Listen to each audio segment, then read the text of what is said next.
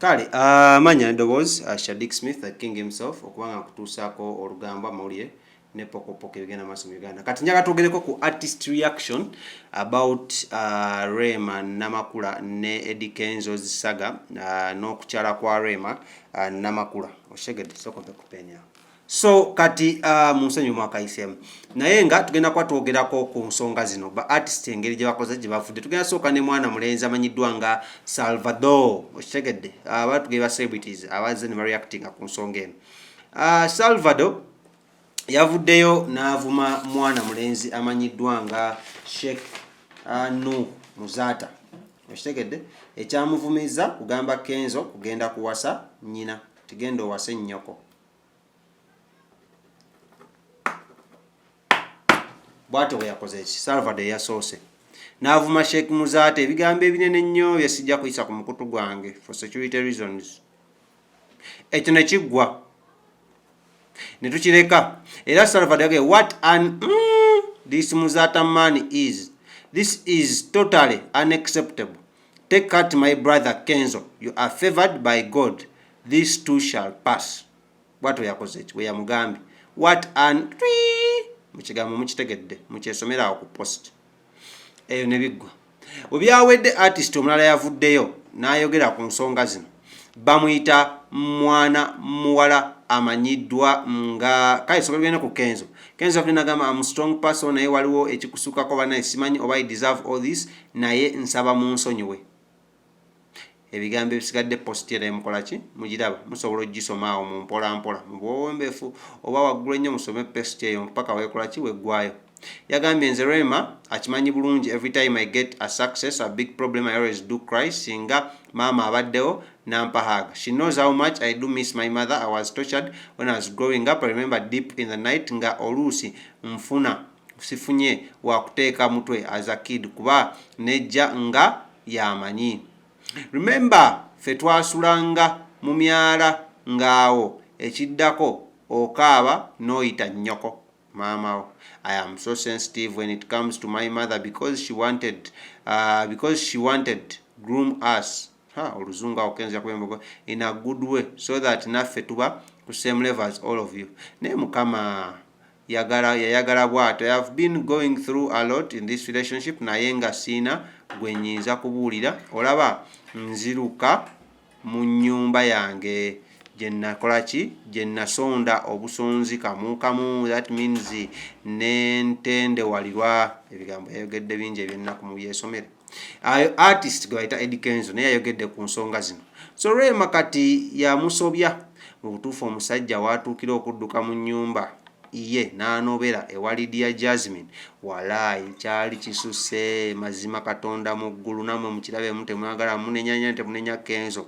Rema abadde ayisa bubi Kenzo walaayi ne kasajja katunga kasirika ayazeeko bamuyita Sophie Chris is the same guy who said byama tubikuume anaatera okubyasa he should concentrate on making money. Ndaba omusajja munaku meanwhile n'ennyumba wali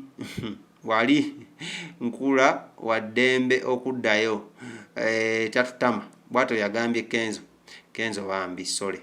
Rema Namakula kyazuuse mbuno olwamaze okukola kino yawezezza abantu kakadde kamu ku Facebook abamuwagira era abamugoberera. Ekifaananyi kyo nakyo ndowooza mukiraba nkibateereddewo awo 1 million followers on Facebook. Eno milestone bayamanyi togikola nga obadde to trending nga si kyoma okikola obadde trending namwe mukiraba.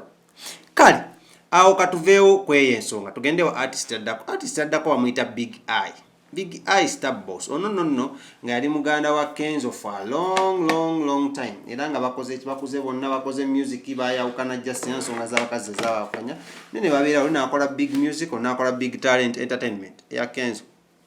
Omukazi yagamba okwaya bawula yali Donzel nate Big Eye namala namukaki namweddiza sijja bigenda mu nnyo kale naye ekyo kigedde kyakomyawo yafulumiza akayimba ka Big Eye akapya kamalo kanoonya naye nga yafulumiza akayimba ako n'akatuuma kanoonya kwa yakampeereza ku WhatsApp yange. Munnange Big Eye yafulumiza akayimba nga yogera ku nsonga zino yagambye amusingo akayimba ke yafulumiza nga yogera ku nsonga za Eddie Kenzo Edisa Musuuza yagambye I'm single era it's a dedication eri mwana mulenzi amanyiddwa nga muganda wange my brother amanyiddwa nga Kenzo oba muyite Edlisa Musuuza okitegeddemu nnyo bw'atyo naye bwe yakoze eki bwe yagambye eyazzeeko kayimba ka Big Eyes ogenda ku YouTube channel ye kwekali n'okakola ki n'okafuna ya mangu tetwagala birwisaawo nnyo bw'atyo bwe yakoze eki bwe yagambye eyazzeeko bamuyita mwana mulenzi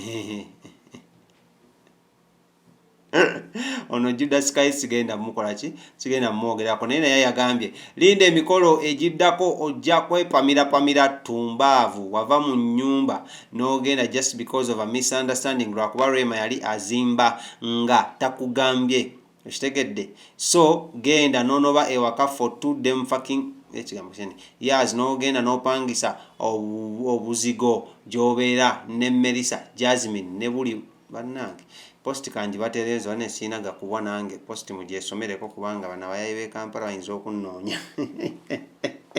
naye ng'omwana yamukomati yamukoze bamuyita Judas Kaye then Judas Kaye bw'avuddeko tugende kulala naye wabula omukyalo ono manya okukyalako omusajja ono gundi bamwe akwetegereza okukyalako ne kuli okukyala okulala ayambala suuti ye ayambala ekkooti yemu ya red pink eri awo tetegerekeka so wamma si kyo tunoonyereze ku Dr. Sewunya kubanga ne kuli okukyala okwasooka yali mu kkooti yemu ne kuno okukyala yabadde era mu kkooti yemu kati kwegamba twetaaga tukole ki tunoonyerezeeko awo si kyo ma oyo omuntu gwemukipanga mma tayagala mwogera linnya lye mutulekeemu mujja mutegeera mu maaso eyo naye kale omulala ayavuddeyo nayogera ku nsonga zino gwe bayita mwana mulenzi Benda yawandiise obubaka bwe yayisiza mu message teyayagadde butuusa direct yagambye agaye Jennifer you will curse that day you walked away from me. I gave you my heart, treated you like a queen, taught you how to make money, shared my bed with you, and you just woke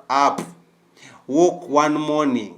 Mistaken, and you just woke one and claim you are not feeling this.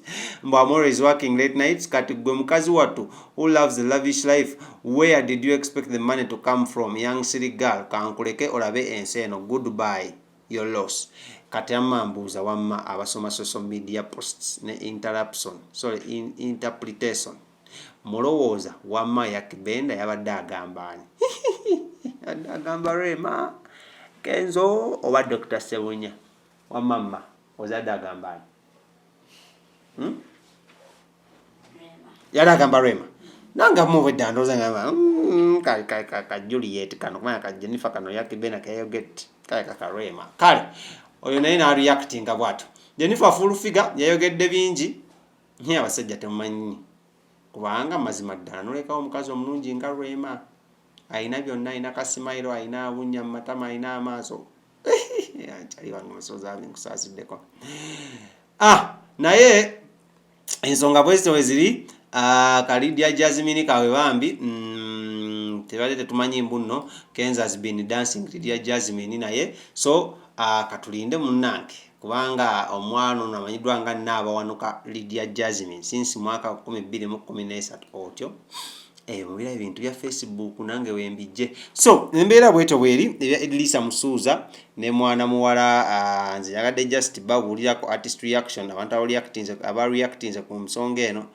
tegeeza ki tegeeza omulala nze sina kyakkola ensonga bwezito bweziri naye nga mbaagala nnyo mu keeping celeb jazz extra nange the one the man the king himself segedde tulabeko engeri gyetugenda okukola ki kyetugenda okukimalirizamu naye nga mbaagala nnyo musibe bulungi mweraba